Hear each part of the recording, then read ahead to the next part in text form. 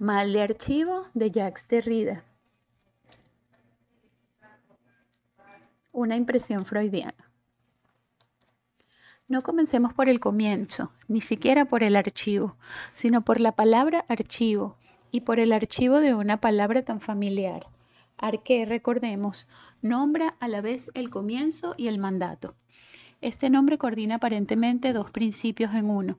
El principio según la naturaleza o la historia, allí donde las cosas comienzan, principio físico, histórico u ontológico, mas también el principio según la ley, allí donde los hombres y los dioses mandan, allí donde se ejerce la autoridad, el orden social, en ese lugar desde el cual el orden es dado, principio nomológico. Allí donde hemos dicho, y en ese lugar, ¿cómo pensar allí? ¿Y cómo pensar ese tener lugar o ese ocupar sitio del arqué? Habría allí, por tanto, dos órdenes de orden, secuencial y de mandato.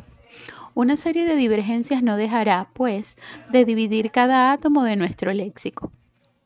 Ya en el arqué del comienzo, hice alusión al comienzo según la naturaleza o según la historia, introduciendo subrepticiamente una cadena de oposiciones tardías y problemáticas entre la psiquis y sus otros, tesis, tecné, nomos, etc., que se encuentran funcionando en el otro principio, el principio nomológico del arqué, el principio del mandato. Todo sería sencillo si hubiera un principio o dos principios. Todo sería sencillo si las sisis y cada uno de sus otros no fueran sino uno o dos. Ahora bien, ello no es así. Lo sospechamos desde hace mucho tiempo, mas lo olvidamos siempre. Siempre hay más de uno y más o menos de dos, tanto en el orden del comienzo como en el orden del mandato. El concepto de archivo abriga en sí, por supuesto, esta memoria del nombre arqué, mas también se mantiene al abrigo de esta memoria que él abriga, o lo que es igual, que él olvida. No hay nada de accidental o de sorprendente en ello. En efecto, contrariamente a la impresión que con frecuencia se tiene de un concepto así, no es fácil de archivar. Nos cuesta, y por razones esenciales, establecerlo e interpretarlo en el documento que nos entrega, aquí en la palabra que lo nombra, a saber, el archivo. En cierto modo, el vocablo remite, razones tenemos para creerlo, al arqué en el sentido físico, histórico u ontológico, es decir, al originario, a lo primero, a lo principal, a lo primitivo, o sea, al comienzo. Pero aún más, y antes aún, archivo remite al arqué en el sentido nomológico, al arqué del mandato. Como el archivum o el archium latino, la palabra que se emplea en singular, como se hacía en un principio en francés con archivo, que se decía antaño en singular y en masculino un archivo. El sentido de archivo, su solo sentido, le viene del arqueion griego. En primer lugar, una casa, un domicilio, una dirección, la residencia de los magistrados superiores, los arcontes, los que mandaban. A los ciudadanos que ostentaban y significaban de este modo el poder político, se les reconocía el derecho de hacer o de representar la ley.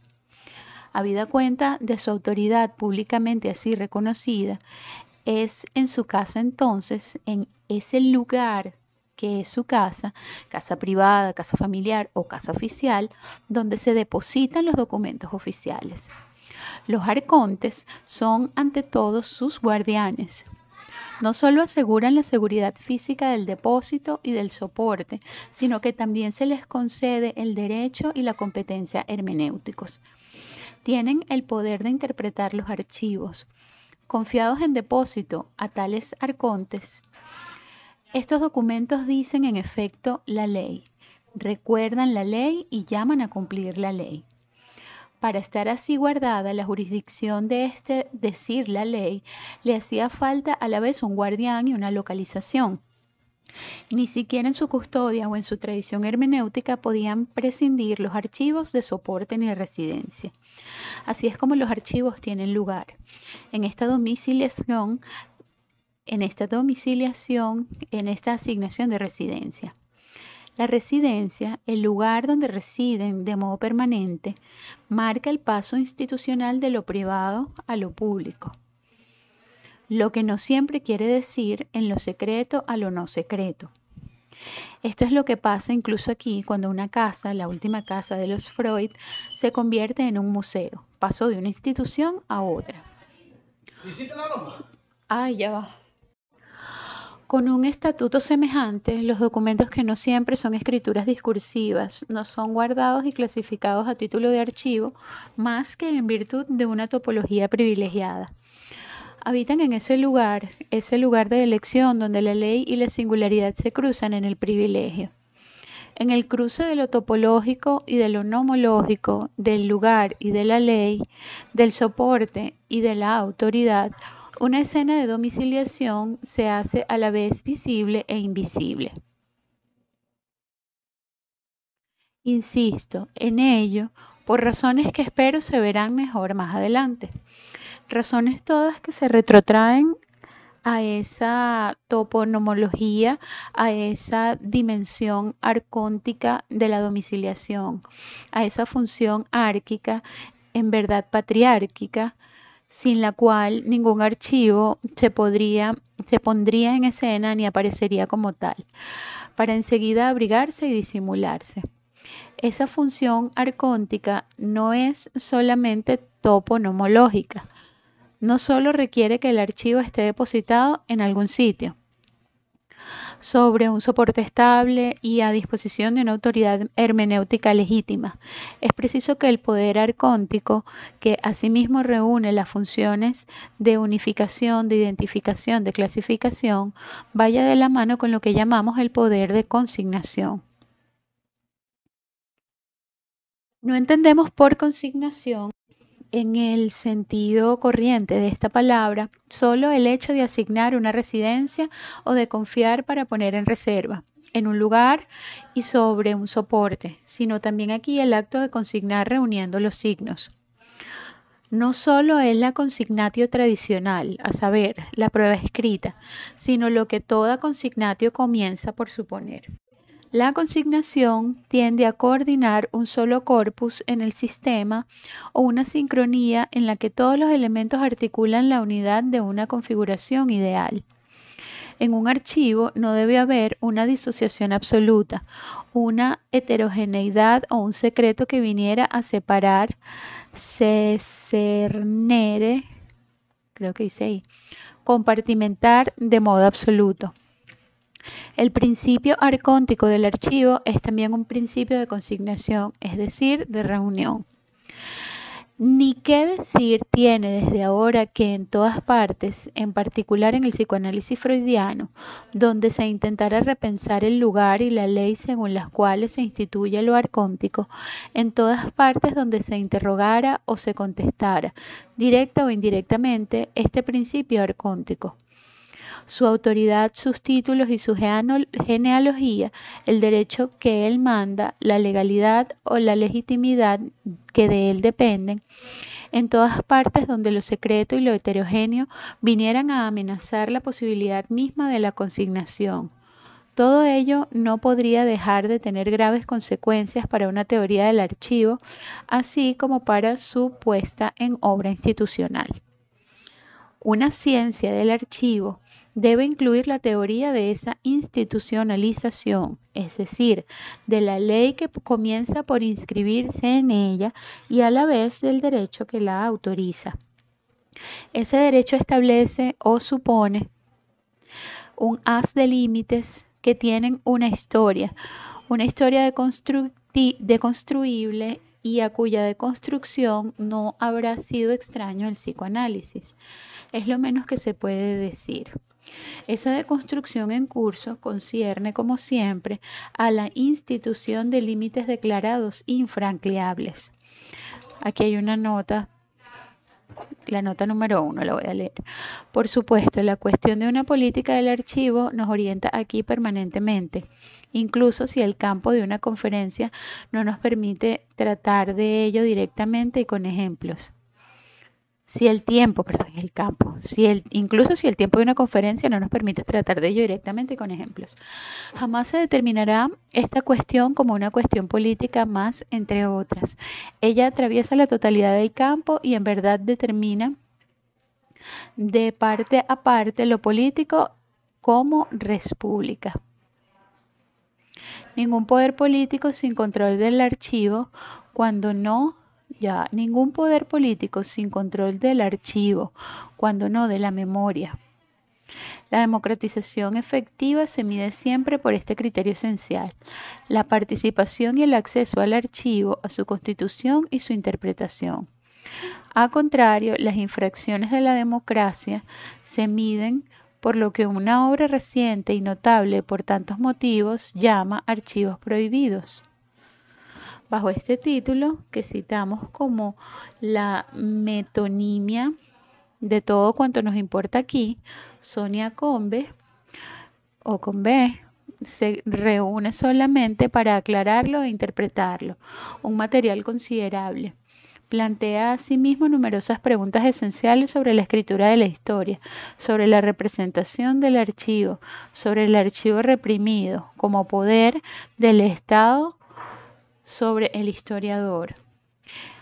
Entre todas estas preguntas y remitiendo allá al lector, aislemos aquí la que en cierto modo es consonante con el sonido grave de nuestras hipótesis.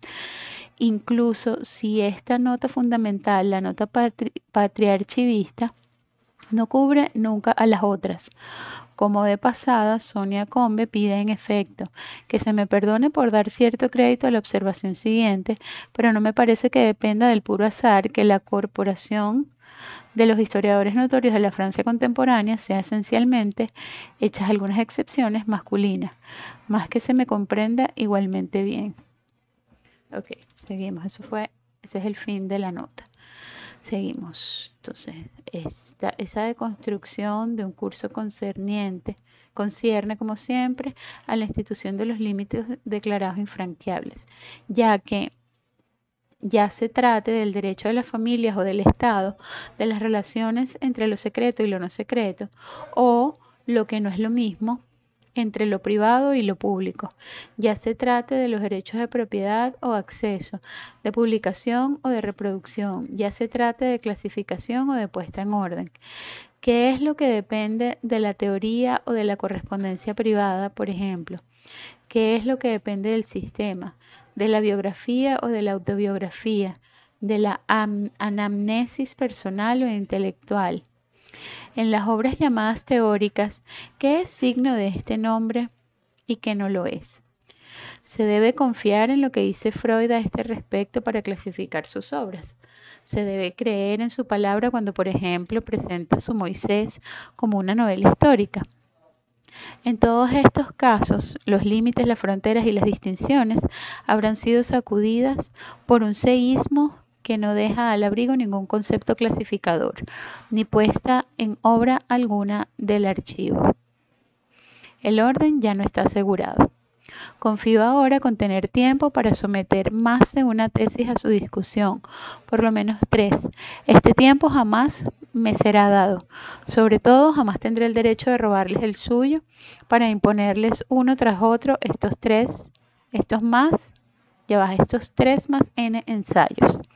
Sometidas a la prueba de su discusión, las tesis quedarán, pues, por el momento, como hipótesis. Incapaz de sostener su demostración, obligado a plantearlas en el camino de un modo que parecerá a veces dogmático, las retomaré de forma más crítica y formal en la conclusión.